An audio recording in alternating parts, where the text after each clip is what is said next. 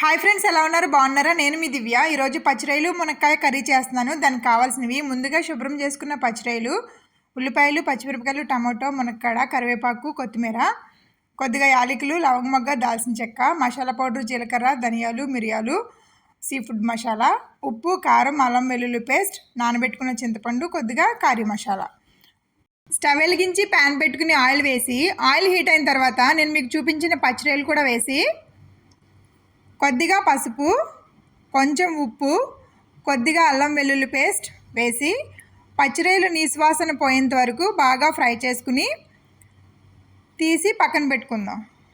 అదే ప్యాన్లో చూపించిన మసాలా దినుసులు, కట్ చేసి పెట్టుకున్న పచ్చిమిరపకాయలు, ఉల్లిపాయలు వేసి బాగా ఫ్రై చేసి కొంచెం అల్లం వెల్లుల్లి పేస్ట్, కొద్దిగా ఉప్పు వేసి 2 నిమిషాలు బాగా మగ్గనిద్దాం.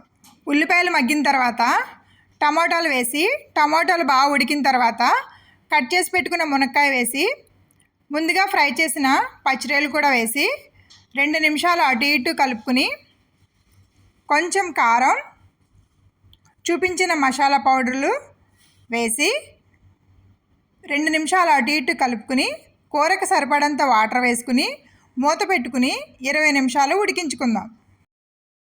మునక్కాయ ఉడికిన తర్వాత కొద్దిగా చింతపండు రసం వేసుకుని 10 నిమిషాలు ఉడికించుకోవాలి. అంతే ఫ్రెండ్స్, ఎంతో టేస్టీగా పచ్చిరొయ్యల కర్రీ రెడీ. ఇలాంటి మరికొన్ని వీడియోల కోసం మన ఛానల్ని సబ్స్క్రైబ్ చేయండి. బాయ్.